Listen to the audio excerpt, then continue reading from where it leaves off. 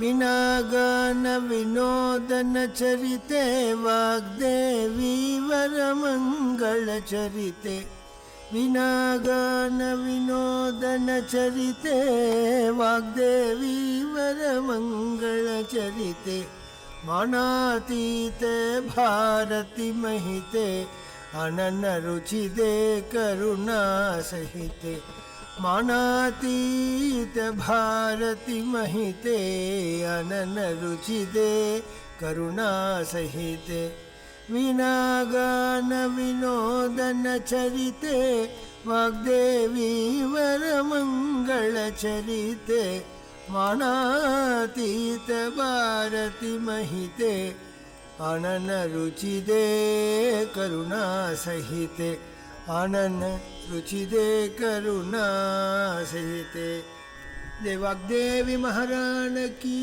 जय வெண்தாமரை கன்றினின் பதம் தாங்க வெண்வெள்ளை உள்ள தண்டாமரைக்கு தகாது கொலோவோ சகமேழுமளித்த துண்டான் முரங்க ஒழித்தான் பித்தாக உண்டாக்கும் வண்ணம் கண்டான் சுவை கொள்கரும்பே சகல கலாவல்லியே முன்னும் முக்கோடி பிறவி பிறப்பெடுத்தேன் ஞானமுற்றுவித்தாய் இன்னும் தலையில் எழுதாது அயனுக்கு இயம்பி என்னை என்னுள்ளிருத்தி இரவா கலையை இனிது அருள்வாய் அன்னத்திலேறி வருவாய் நீவானியே அருட்கொடியே ஏ ஏ ஏ ஞால முழுதும் எந்தன் கவிதனை மதிக்க நாவலர் முதற் பெரியோர்கள் சம்மதிக்க கோலமிகு நல் கவி குஞ்சரமின் சொல் கதிக்க குணகுரவஞ்சி தமிழினை சொல்லித் துதிக்க அருள் செய்வாணி என்னாவில் இருந்தருள் செய்வானி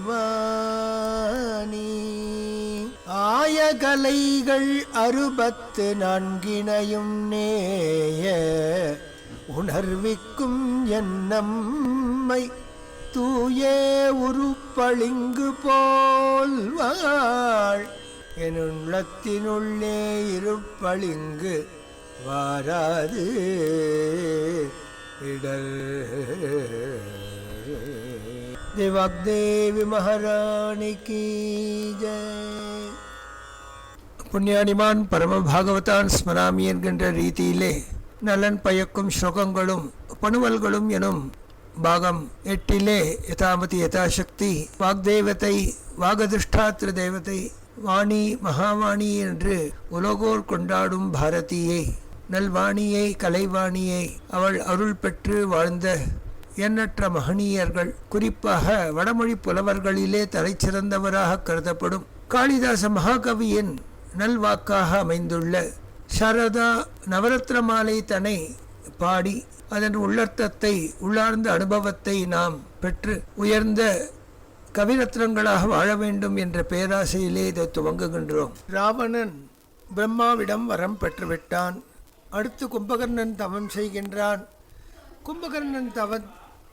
கும்பகர்ணனும் பெரும் வரத்தை கெட்டுவிட்டால் என்ன செய்வது என்று பிரம்மதேவன் தன் மகிஷியான சரஸ்வதியிடம் பிரார்த்திக்க, சரஸ்வதி கவலைப்பட வேண்டாம், நான் அவனது நாவிலே இருந்து அவன் கேட்கும் வரத்தை மாற்றுகின்றேன் என்று சொன்னாளாம். அதுபோல் அவன் நிர்தேவத்வம் தேவர்களே இல்லாது போகட்டும் என்று வரம் கேட்க நினைத்தான். நிர்தேவத்வம் தேஹி என்று கேட்கும் இடத்திலே நித்ராவத்வம் தேஹி என்று ஒரு அக்ஷரத்தை மாட்டி போட்டாள் சரஸ்வதி. அதனால் கும்பகர்ணன் சதா தூக்கத்திலே இருந்தான்.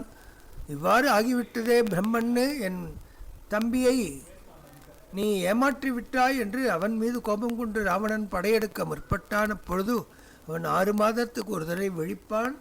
அதுவரை அவனுக்கு பசி, மூப்பு, தாகம், குளிர் எதுவுமே தெரியாது என்று அவனுக்கு 100 யானை பலம், 1000 யானை பலம் அவனுக்கு ஏற்படும் என்று மேலும் வரத்தை கொடுக்க அதனால் திருப்தி அடைந்து சென்றான் ராவணன் என்று ஒரு கதை. சத்தியலோகத்திலே பிரம்மதேவன் சரஸ்வதியுடன் அமர்ந்து அருள் பாலித்து கொண்டிருக்கின்றார். மகர்ஷிகள் கூட்டம் கூட்டமாக வந்து வேதபாராயணம் செய்து அவருடைய அனுகிரகத்தை பெற்று செல்வர். அவ்வாறு வேதபாராயணம் நடக்கும் பொழுது துர்வாச முனிவர் ஓரிடத்திலே ஸ்வரம் பிசகி கூறிவிட்டார். அதை கேட்ட வாக்தேவி சரஸ்வதிக்கு சற்று சிரிப்பே வந்துவிட்டதாம். கோபத்தினாலே துர்வாசர் வாக்தேவி கழுக்கென்று சிரிக்கவும் சினமடைந்தார். வேதத்தில் எவ்வளவு பெரிய சமர்த்தர்களாக இருந்தாலும் சில சமயம் அவர்களும் ஸ்வரம் பிசகி போய்விடுவது இயல்புதான். வாக்குகளுக்கெல்லாம் தேவதையான நீ இதை அறிந்தும் கூட என்னை பார்த்து பரிகசித்தினால் நீ மானிட பெண்ணாக பூலோகத்திலே பிறப்பாய் என்று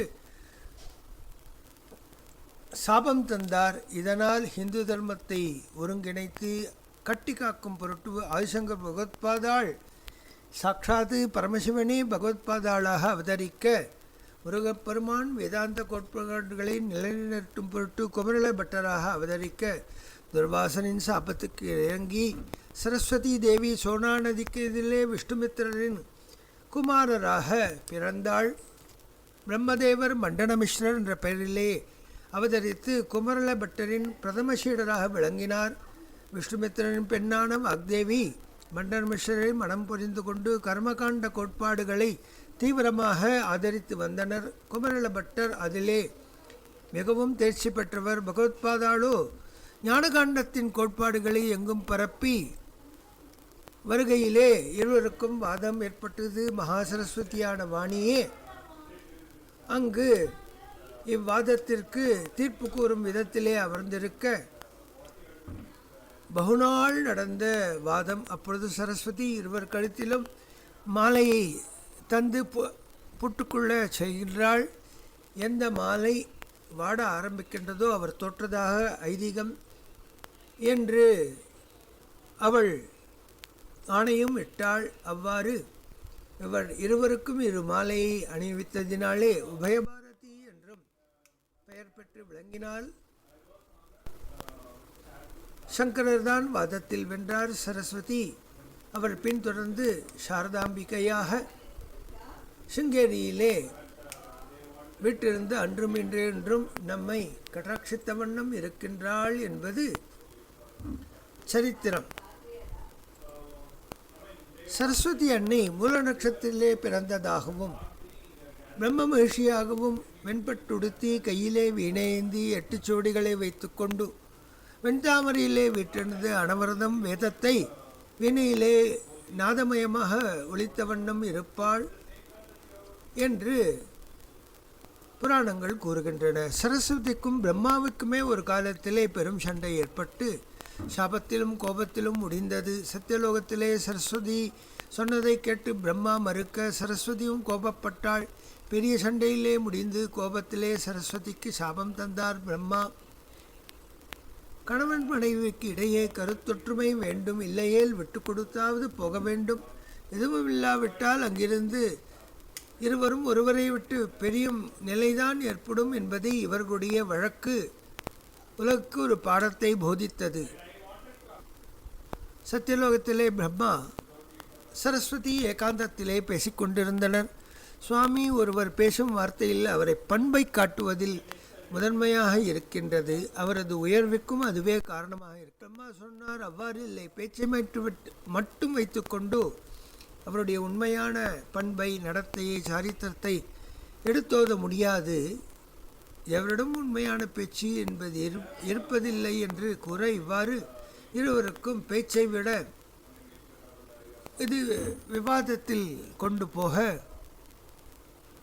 அப்பேச்சிலே பெண்மையை சற்று கடுமையாக பேசிவிட்ட பிரம்மாவுக்காக வருத்தப்பட்டாள், கோபம் கொண்டாள். ஆனால் கோபம் கொள்ளவில்லை. ஆண்கள் சொல்வதை பெண்கள் அப்படியே கேட்க வேண்டும், இல்லையேல் அவர்கள் கொடுக்கும் தண்டனையை ஏற்க வேண்டும் என்று பிரம்மாவும்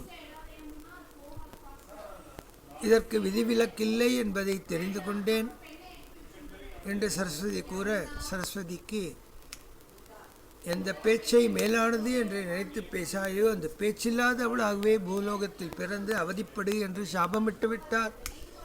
தன் தவறுக்கு வருந்தினால் அவளே ஒரு ஏழை குடும்பத்திலே வாய்ப்பேசாத முடியாத பிறந்து வாணி என்ற பெயரிலே வாழ்ந்து வந்தாள். ஆனால் யாழ் இசைப்பால் அருகிலுள்ள சிவாலயத்திலே சென்று யாழை மீட்டி பேச்சும் திறன் தரும்படி இறைவனை வேண்டி வந்தாள். வேதாரண்ய க்ஷேத்திரம் நான்மறைக்காடு, திருமறைக்காடு என்று கூறப்படுகின்றது. அங்கே சென்றாள் வாணி. அங்கு உண்ட வேதாரண்யேஸ்வரரை, வேதமயமான நாதமயமான ஞானமயமான பரமசிவனை நாதலயத்திலே தந்திரி ஸ்வர வர்ணத்தோடு அவள் வாசிக்க சந்தோஷப்பட்ட பரமசிவன், உனக்கு கூடிய விரைவிலே பேச்சும் திறன் கிடைக்கும் என்று அசரீரியாக அம்பாளின் மூலமாக பதிலளித்தார். அன்னையின் குரல் அவளுக்கு செவியில் விழுந்தது. தான் மீட்டிய யாழிருந்த இசையைக் காட்டிலும் இனிமையாக இருக்கின்றது. அன்னையின் திருவாணி என்று சந்தோஷப்பட்டு அம்பிகையும் சிவனையும் வழிபட்டு வீட்டுக்கு சென்றாள். அப்பொழுது பிரம்மா உலக நன்மைக்காக வேள்வி ஒன்று நடத்த விரும்பினார். தன் மனைவியும் உடன் இருக்க விரும்பினார். அவளோ சாபத்தின் வசத்தினாலே பூலோகத்தில் இருப்பதை கண்டார்.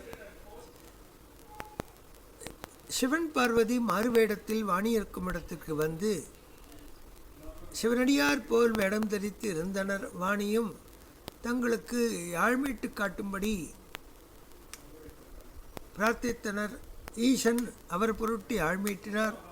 வாணி, உன் யாழ் இசையோடு பாடலையும் கேட்க விரும்புகின்றோம், வைத்திருந்து பாடு என்றவுடனே தனக்கு பேச்சு வராது என்று செய்கையினால் கூற, உன்னால் முடியும் பாடு என்றவுடனே பாட ஆரம்பித்தாள். கலைவாணியே, நீ என்னை வாழ்த்தி பாடிய இந்த இடம் உன் பெயருடன் விளங்கப்பெறும் என்று வாணியம்மை பாடி என்பதுதான் பிற்காலத்திலே வாணியம் பாடி என்று மாறிவிட்டது. இவ்வாறு மூல நட்சத்திரத்திலே சரஸ்வதி தேவி தோன்றினாள் என்று ஒரு சரித்திரம். சரஸ்வதி என்றும் வெள்ளித்தாமரையிலே வெற்றிருப்பாள். கலைமகள், அலைமகள், மலைமகள் இம்மூவரும் மூன்று சக்திகளின் இருப்பிடம். சரசு என்றால் பொய்கை, வதி என்றால் வசிப்பவள், சரஸ்வதி என்றால் பொய்கையின் தீரத்திலே வசிப்பவள். சரஸ் என்ற சம்ஸ்கிருதத்தில் பேச்சு என்றும் ஒரு பொருள். அது பேச்சையே இருப்பிடமாக கொண்டவள் என்றும் அர்த்தப்படும். பிரம்மன் சரஸ்வதியை வேண்ட சரஸ்வதி அன்னை அருள் பாலித்தால் பின்னர் பிரம்மன் படைப்புகள் பேசும் திறமையை பெற்றன என்பதை புராணங்கள் கோஷிக்கின்றன. சரஸ்வதி என்றும் வெண்தாமரையில் அமர்ந்து வெள்ளை பட்டாடை உடுத்தி மென்மையான பேச்சினாலே உலகோரை தன்பால் ஈர்ப்பவள். அவளை வாணியான சரஸ்வதியை உபாசித்த எண்ணற்ற பக்தர்களுள் ஒட்டக்கூத்தர் என்ற புகழ்மிக்க தமிழ் புலவர், மிகவும் பிரசித்தமானவர். விக்ரம சோழன், இரண்டாம் குலோத்துங்கன், இரண்டாம் ராஜராஜன் ஆகிய சோழ மன்னர்கள் அவை புலவராகவும் அமைச்சராகவும் பணியாற்றியவர். இவர் பல்வேறு பட்டங்களை பெற்றவர். கவிச்சக்கரவர்த்தி, கவிராட்சசன் இவையெல்லாம் பிரசித்தமான பட்டங்கள் இவரால் பெறப்பட்டது. திருச்சி மாவட்டத்திலே இன்றைய திருவரம்பூரிலே செங்குந்த கைக்கோளர் குலத்தில் பிறந்தார். கூத்தர், முதலியார் முதலியன இவருடைய பட்டம். ஓட்டம் என்பது பந்தயம் வைத்து பாடுவதிலே வல்லவர். எனவே ஒட்டக்கூத்தர் என்று அழைக்கப்பெற்றார். நளவெண்பாய் இயற்றிய புகழேந்தி புலவர் இவர் காலத்திலே தான் வாழ்ந்தவர். கம்பர் பிறந்த நாளையும் மறைந்த நாளையும் நினைவு கூர்ந்து இவர் பாடியுள்ள பாடல்கள் கம்பர் காலத்தை நிலைநிறுத்துமா போல் வெளிப்படுகின்றன. காஞ்சிபுரத்தில் இருந்து கொண்டு அக்காலத்திலே ஆட்சி புரிந்து வந்த காங்கேயன் என்பான் இவரை பேணிய பெரும் வள்ளலாவான். எவ்வாறு கவி சக்கரவர்த்தி கம்பனுக்கு சடையப்ப வள்ளலோ அவ்வாறு ஒட்டக்கூத்தருக்கு காங்கேயன் பேணி வளர்த்த வள்ளனாக இருந்தான். குலோத்துங்கன் போரை சிறப்பித்து இவர் பாடிய பாடல்கள் தனித்திரட்டிலே காணப்படுகின்றன. குலோத்துங்க சோழன் பிள்ளைத்தமிழ் முதலானவை இவரால் இயற்றப்பட்டது. இவரது காலத்துக்கு சுமார் 500 ஆண்டுகள் பின்னர்தான் பெரியாழ்வார் பிள்ளைத்தமிழ் பாடல்கள் பாடினார். அதுவரை பிள்ளைத்தமிழ் என்பது சைவ இலக்கியத்தில் கிடைக்கவில்லை. பூந்தோட்டம் எனும் ஊரிலே இவர் சரஸ்வதி கோயிலை கட்டினார். அது காலாவட்டத்திலே கூத்தனால் கட்டப்பட்டதினாலே கூத்தனூர் என்று ஆகிவிட்டது. இவரும் கவி சக்கரவர்த்தி, கவிராட்சசன், சக்கரவர்த்தி, காளக்கவி, கௌடப்புலவர், சர்வஜ கவி என்று பல பட்டங்களை பெற்றிருந்தாலும் கம்பனுக்கு ஒற்ற பட்டங்களை ஒட்டக்கூத்தரும் பெற்றிருந்தார். கம்பர், ஜெயங்கொண்டார், ஒட்டக்கூத்தர் ஆகிய 3 பேருக்கு மட்டுமே கவி சக்கரவர்த்தி, கவிராட்சசன் என்ற பட்டங்கள் பொருந்தியுள்ளன. இவர் கம்பராமாயணத்திலே கம்பன் விட்டு சென்ற உத்தரகாண்ட பகுதியை பூர்த்தி செய்தார் என்பது இவருக்கு பெருமித விஷயமாகும். கூத்தனூர் சரஸ்வதி கோவிலிலே தவமையற்றி தனக்கு காட்சி தந்த சரஸ்வதியை இவர் அங்கு கோவிலாக சமைத்து அவளை வழிபட்டு வந்தார். இன்றும் சரஸ்வதியானவள் அனைவருக்கும் வழிகாட்டும் பரதேவதையாக இருந்து வருகின்றாள். வாகதிஷ்டாத்திரு தேவதையான அவள் மிகவும் சாநியத்துடன் இங்கு இருப்பது நாம் அனைவரும் வியக்கத்தக்கும் விஷயமாகும். ஆக்கம் பெருக்கு மடந்தை வாழியே, ஆற்றங்கரை சொற்கிழத்தி வாழியே, கொக்குந் தமிழ் கொத்தனைத்தும் வாழியே, கூத்தன் கவி சக்கரவர்த்தி வாழியே, வாழி தமிழ் சொட்டெறிந்த நுற்றுரை வாழி, தமிழ் கொத்தனைத்தும் மார்க்கமும் வாழி, திசைக்க புறத்து நாற்கவி வாழி, கவி சக்கரவர்த்தி கூத்தனே என்று யாமள நூல் இவருடைய பெருமையை பாடி பரவுகின்றது. பல்வேறு நூல்கள் இவர் காலத்திற்கு பின்னர் மறைந்து விட்டன என்பதுதான் வருத்தமான விஷயம். அதனால் இவருடைய பெருமை, இவருடைய அனைத்தும் வெளிவராமல் போய்விட்டது என்பது வருத்தத்துக்குரிய விஷயம். இதுவும் மகா சரஸ்வதியின் லீலை என்றதே நாம் எடுத்துக்கொள்ள வேண்டும். சரஸ்வதி தேவி வாகதிஷ்டாத்திரு தேவதை, கலைவாணி, புஸ்தகபாணி, சகல கலைகளின் இருப்பிடம். அது சங்கீதமே ஆகட்டும், நாட்டியமே ஆகட்டும், தாளவாத்தியங்களாகட்டும், லயவாத்தியங்களாகட்டும், தந்திவாத்தியங்களாகட்டும்,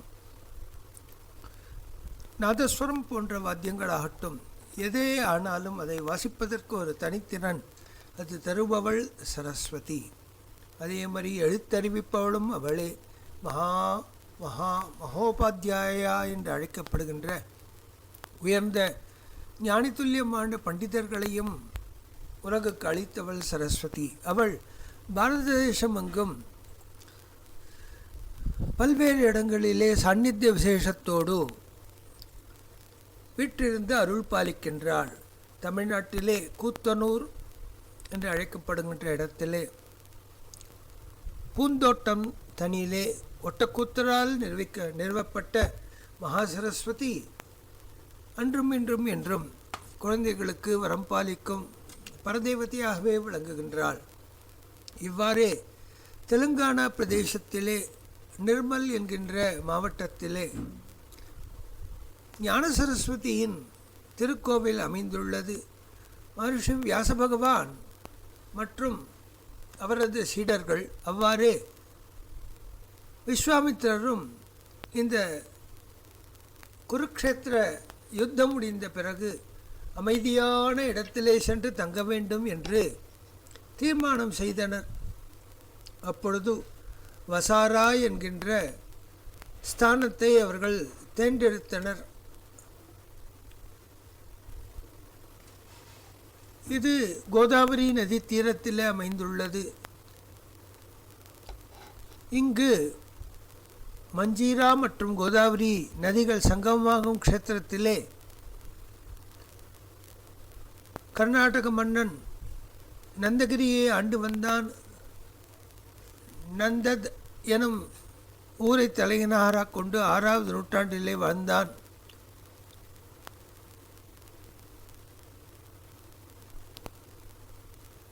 இந்த தொன்று தொட்டு வந்த இவ்வாலயத்துக்கு பல்வேறு கைங்கரியங்களை அவன் செய்தான்.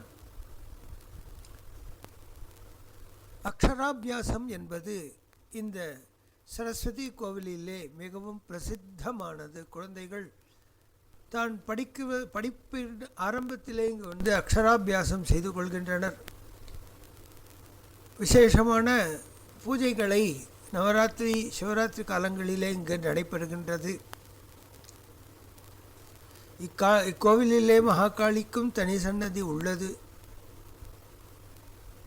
மிகவும் பிரசித்தியான ஞான சரஸ்வதி கோவில். வெளிநாட்டு ஆசையிலே படிப்பை தொடரும் பக்தர்களுக்கு வரம் வழங்குமா போலே அமைந்துள்ள பிரசித்தியான கோவில் இதுவாகும்.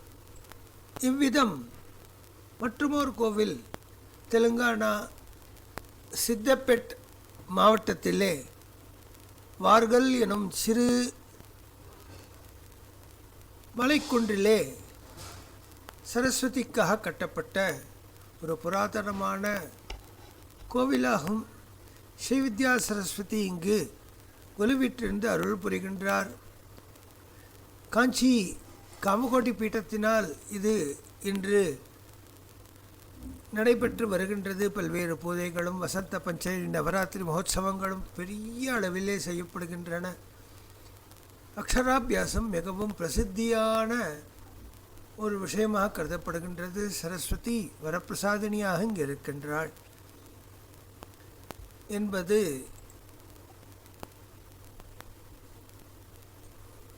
விதமாகவே ஆந்திர மாவட்டத்திலே காளேஸ்வரம் சிவாலயம் மிகவும் பிரசித்தியானது. இவ்விடத்திலே மூலவர் இரு சிவலிங்காகாரமாக இருக்கின்றார். அருகிலேயே முக்தேஸ்வர சுவாமி கோவில் இருக்கின்றது. மகாசரஸ்வதிக்கு என்று பிரசித்தமான சன்னதி வரப்பிரசாதனியாக சரஸ்வதி இந்த காளேஸ்வரா கோவிலிலே அமர்ந்து அனைவருக்கும் அருள் பாலிக்கின்றார். ஹைதராபாத்திலிருந்து மிகவும் அருகிலே அமைந்துள்ள திருத்தலம். எண்ணற்ற பஸ் வசதிகள் உண்டு. காசிப்பேட் வந்து அங்கிருந்தும் செல்லலாம். சரஸ்வதி வரப்பிரசாதினி, அனைவரும் வந்து வழிபட வேண்டிய திருத்தலம். ஆதிசங்கர் பகவத்பாதாளால் ஸ்தாபிக்கப்பட்ட சரஸ்வதி தேவி சக்தி பீடம் ஜம்மு காஷ்மீரில் அமைந்துள்ளது. அவ்வாறே மண்டல மிஸ்ரருக்கு பத்னியாக வந்த மகா சரஸ்வதி சிங்கேரி தன்னிலே சாரதாம்பாளாக அன்றும் இன்றும் இருந்து பல்லாயிரம் ஜனங்களுக்கு குலதெய்வமாக விளங்குகின்றாள்.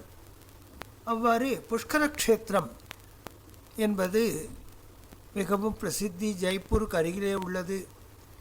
இவ்விடத்திலே பிரம்மாவிற்கும் சரஸ்வதிக்கும் தனிக்கோவில் உண்டு. ராஜஸ்தான் மாவட்டத்திலே இது மிகவும் பிரசித்தியான திருத்தலம். பனச்சிக்காடு தட்சிண மூகாம்பிகா சரஸ்வதி கோவில் என்று கேரளத்திலே மிகவும் பிரசித்தமான திருத்தலம். இவ்விடத்திலே சரஸ்வதிக்காக பிரத்யேக பூஜைகள் நடைபெறுகின்றன. அக்ஷராபியாசமும் குழந்தைகளுக்கு படிப்பின்மையும் வாக் சக்தி பெறுவதற்காகவும் இங்கு பல்வேறு பூஜைகள் நடைபெறுகின்றன. இவ்வாறே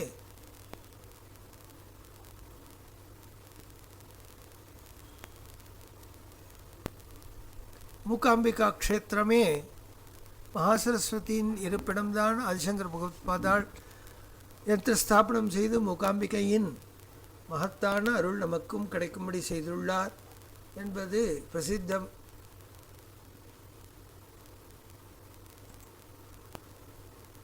இவ்விதமாகவே சித்திரக்கூட்டத்திற்கு அருகிலே மத்திய பிரதேசத்திலே சனாதனா மாவட்டத்திலே மைஹார் தேவி என்று அழைக்கப்படுகின்ற மகா சரஸ்வதி சாரதாதேவி மைஹார் எனும் ஸ்தலத்திலே புராதனமான கோவிலிலே கொலுவீட்டிலிருந்து ஒரு சிறு மலை மீது அமர்ந்து அனைவருக்கும் அருள் பாலிக்கின்றார். வசந்த பஞ்சமி மிகவும் பிரசித்தமான திருத்தலம். கோட்டயம் மாவட்டத்திலே பனச்சிக்காடு கோவிலிலே சரஸ்வதிக்கு தனி சன்னதி உண்டு. அங்கே பல்வேறு பரிகார பூஜைகள் திக்குவாய் உடைய குழந்தைகளுக்கு அது நீங்குவதற்காக பிரார்த்திக்கப்படுகின்றது.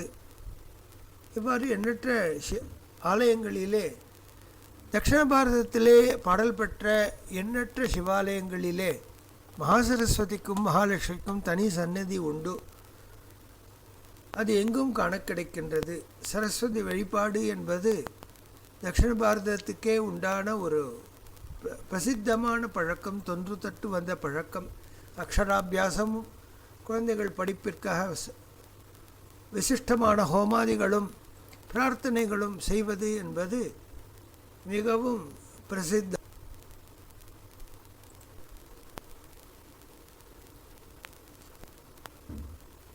மனசாதேவி திருக்கோவில் என்பது முக்கமலா பீடம் மேற்கு கோதாவரி தண்ணியிலே அமைந்துள்ளது. இதுவும் பிரசித்தமான சரஸ்வதி திருத்தலம். ஆக எண்ணற்ற சரஸ்வதியின் திருக்கோவில்கள் பாரதமெங்கும் காண கிடைக்கின்றது. சக்தி பீடம் சாரதா பீடமும் பாகிஸ்தானிலே அமைந்துள்ளது. அது இடிந்த நிலையிலே இருக்கின்றது என்பது வருத்தத்தை தருகின்றது. தமிழ் குமரகுருபருடைய திருமணம் என்றே சொல்ல வேண்டும். 17ஆம் நூற்றாண்டாகவே மகாகவி காளிதாசன் வடமொழியிலே வடபாரதமெங்கும் பாடப்பெறுகின்ற உயர்ந்ததான சரஸ்வதி நவரத்ன மாலை தனிலே வடமொழியிலே செய்து அருளினான். இதன் ஸ்லோக அனுபவத்தை முதலிலே நாம் அனுபவிப்போம். ஓங்கார பஞ்சர சுகீம் உபனிஷதுத்யான கேளிகலகண்டீம் ஓங்கார பஞ்சர சுகீம் உபனிஷதுத்யான கேளிகலகண்டீம் ஆகம விபினமயூரீம் ஆர்யாம் அந்தர்விபாவயே கௌரீம் தயமானதீர்கநயனம் தேசிகரூபேண தர்ஷிதாப்யுதயாம் வாமகுச்சநிஹிதவீனாம் வரதாம் சங்கீதமாத்ருகாம் வந்தே ஷாமலிம சௌகுமார்யாம் சௌந்தர்யானந்த சம்பதுன்மேஷம் தருணிம கருணாபூராம் மதஜலகல்லோல லோச்சனாம் வந்தே நகமுகமுகரித வீணாநாத சாஸ்வதே வீணாநாத சாஸ்வாதன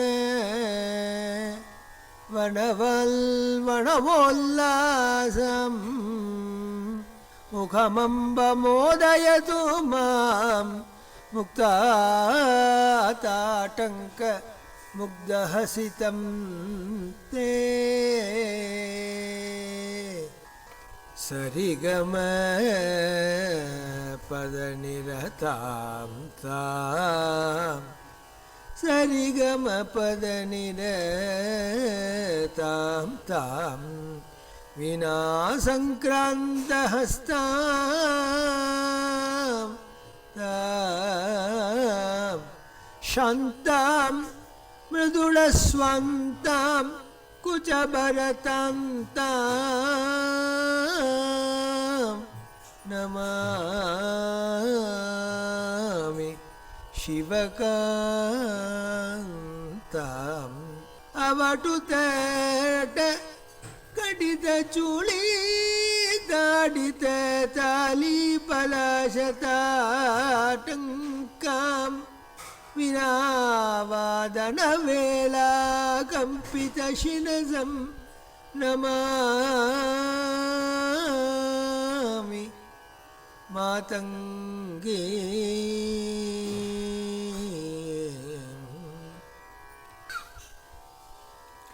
ವಿನಾರವಾನುಷಂಗಂ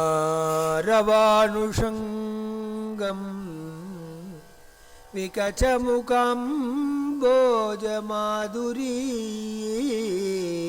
ಭೃಂಗಂ ಕರುಣಾಪೂರತರಂಗಂ ಕಲಯೇ ಮಾತಂಗ ಕನ್ಯಕಾ ಮಾಂಗಂ ಕರುಣಾಪೂರತರಂಗಂ ಕಲಯೇ ಮಾತಂಗ ಕನ್ಯಕಾಪಾಂಗಂ ಮಣಿಭಂಗಮೇ ಜಗಾಂಗಿಂ ಮಾತಂಗೀಂ ನೌಮಿ ಸಿದ್ಧಮಾತಂಗಿಂ ಯೌವನ ವನಸಾರಂಗೀಂ ಸಂಗೀತಾಂಬೋರುಹಾನುಭವ ಭೃಂಗೀಂ ಸಂಗೀತ ಅಂಬೋರುಹಾನುಭವ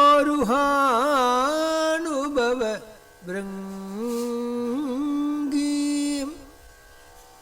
ಮೇ ಜಗಮಾಸೆ ಚೇನೇಕಂ ಮಿಥ್ಯಾದೃಷ್ಟಾಂತ ಮಧ್ಯಭಾಗಂ ತೇ ಮೇ ಜಗಮಾಸೆ ಚನಕಂ ಮಿಥ್ಯಾದೃಷ್ಟಾಂತ ಮಧ್ಯಭಾಗಂ ತೇ ಮಾತಸ್ವರೂಪಮನಿಶಂ ಮಂಗಳ ಸಂಗೀತ ಸೌರಭಂ ವಂದೇ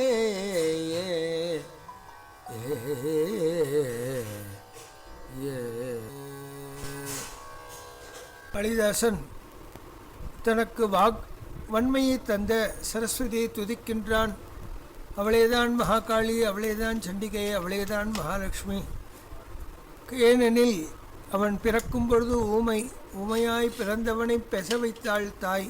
அவளுடைய கிருபையை எண்ணி உருகி பாடிய நவரத்ன மாலை வடதேசமெங்கும் மிகவும் பிரசித்தம். பண்டிதர்கள் மத்தியிலே இதற்கு தனி ஏற்றம் உண்டு. காளிதாசனுடைய திருவாக்கு மிகவும் சுகமயமானது. காளிதாசன் இந்த நவரத்ன மாலையிலே கூறுகின்றான், ஓங்கார பஞ்சர சுகீம், ஓங்காரமயமான எப்பொழுதும் கூண்டில் அடைப்பட்டிருக்கின்ற கிளி போல் இருப்பவள். உபனிஷத் உத்தியான கேளி கலகண்டீம், அந்த கிளியானது வாய் திறந்து பேசினாள். உபனிஷத் உத்தியானவனத்திலே விளையாடி அந்த விளையாட்டின் அனுபவங்களை ஓங்கார உபனிஷத்தின் அர்த்தங்களை போதிப்பமா போலே இருக்குமாம். ஆகம விபின மயூரீம், ஆகமம் என்கின்ற தோட்டத்திலே விளையாடுகின்ற மயில் போன்றவள். ஆரியாம், முதன்மையானவள்.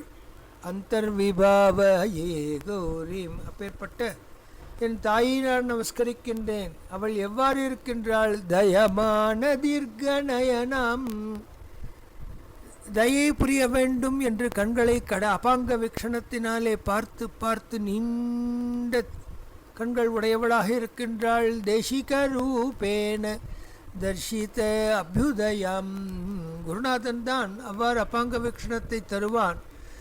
இவ்விடத்திலே தாய் எனக்கு அவ்விதமான குரு கட்டாட்சத்தை தானே இருந்து அந்த ஸ்தானத்திலே இருந்து போதித்து கட்டாட்சிக்கின்றாள். வாமகுச்ச நிஹித வீணம், இடப்பாகத்திலே உன்னதமான ஸ்தனத்தின் மீது இடப்பட்டதான மரகத வீணை வரதம் சங்கீத மாத்ருகாம் வந்தே. பெயர்பட்ட சங்கீத மாத்திருக்கை சங்கீத ஸ்வரூபமான தாயை நமஸ்கரிக்கின்றேன். அவள் மேலும் எவ்வாறு இருக்கின்றாள்? ஷியாமளிம சௌகுமாரியம், அத்தியந்த சுகுமாரமான தேகத்தை உடையவள். சௌந்தர்யானந்தரச சம்பதுன்மேஷம், சௌந்தர்யம் அங்கப்பிரத்யங்க சௌஷ்டவத்தின் காந்தி பார்க்கும் அனைத்து கண்களையும் தன்பால் ஈர்க்கும் வண்ணம் இருக்கும் அப்பேற்பட்ட ஒரு காந்திமயமான சரீரம். தருணிம கருணாபூராம், எப்பொழுதும் நவயவ்வனமான ஒரு ஸ்வரூபம், கருணையை வருஷிக்கின்ற கண்கள். மதஜல கல்லோலலோச்சனாம் வந்தே, மதஜலத்தை காவரசத்தை வெளிப்படுத்துமா போலே இருக்கின்ற அந்த கண்களை உடையவளை நமஸ்கரிக்கின்றேன். நகமுகமுகரித வீணாநாத சாஸ்வாதன நாத சாஸ்வாதன வனவோல்லாசம். நகக்கண்கள், முகம், அந்த முகத்தில் இருந்து வெளிப்படுகின்ற நாதம், அவளுடைய கைகளிலிருந்து வெளிப்படுகின்ற வீணாநாதம், அதை தானே அனுபவித்து ஆஸ்வாதனம் செய்து அதிலே தனி உலகத்திலே சஞ்சரிக்கின்ற பரதேவத்தை. முகமம்பமோதயது மாம், அப்பேற்பட்ட தாயாரின் ஸ்ரீமுகமானது என்னை ஆனந்தப்படுத்தட்டும். முக்தா தாட்டங்க முக்தஹசிதம் தே, முக்தாமணியினாலே முக்தமான மென் புன்னகையை பொழிகின்ற உன்னுடைய திருமுழுக்கம் விளங்கட்டும். சரிகம பத நிற தாம் தாம், சரிகம பதனி என்று சதா வாசித்து கொண்டு வீணா சங்கிராந்த ஹஸ்தம் தாம், வினையிலே இட்ட கைகளை உடையவளாக. சாந்தாம், வேதாட்சரங்களே வேதஸ்வரங்களே வேதமயமான சங்கீதத்திலே தான் லயப்பட்டு அதிலிருந்து வெளிப்போகின்ற உண்மையான சாந்தி பரிசரணத்தை ஏற்படுத்தக்கூடிய மிருதுளஸ்வந்தாம், அங்கம் அதிமிருதுளமானது, அதுவோ உயர்ந்த நாதத்தை ஏற்படுத்துகின்றது. குஜபரதம் தம், உன்னதமான குஜத்தினாலே சற்று நிமிர்ந்த நடை குனிகின்றதாம். அப்பேற்பட்ட நமாமி சிவகாந்தாம், அந்த கௌரியை, அந்த சங்கீத மாத்திரையை, அந்த சரஸ்வதியை நமஸ்கரிக்கின்றேன். அவட்டுத அவட்டுதடகடித சூளிதாடித தாலி பலசதாட்டங்காம், அழகாக ஆடுகின்ற குண்டலம், அது தாட்டங்கமாக இருக்கின்றது, பலாச இலை போல் இருக்கின்றது. வீணாவாதன வேலா கம்பித சிரசம், வீணையிலே தானே சில கமகங்களை செய்த வண்ணம், தானே அதை ரசித்த வண்ணம் தலையை அசைக்கும் பொழுது அதுவும் ஆட. அப்பேற்பட்ட ஸ்ரீமுகத்தை உடைய நமாமி மாதங்கி, மதங்க கண்கியான பரதேவதையை நமஸ்கரிக்கின்றேன். வீணாரவானுஷங்கம் விகஜமுகம்போஜ மாதுரி பிருங்கம், வீணையை வாசிக்கின்றாள், அலர்ந்த முகத்தாமரை உடையவளாக இருக்கின்றாள். கருணாபூரதரங்கம் கலையே, கருணையை சுட்டுகின்ற அபாங்கத்தினாலே நம்மை லாலனை செய்கின்ற மாதங்க கன்யபா பங்கம் வந்தே, கட்டாட்ச மழையை பொழிகின்ற கருணாரசத்தை பொழிகின்ற கருணாநிவேஷனியான அப்பரதேவத்தை நம் பொருட்டு பொழிகின்ற கருணை அலைகளால் அலை செய்கின்ற அந்த ஸ்ரீமுகத்தை, மதங்க கன்னிகையின் திருமுகத்தை நான் நமஸ்கரிக்கின்றேன்.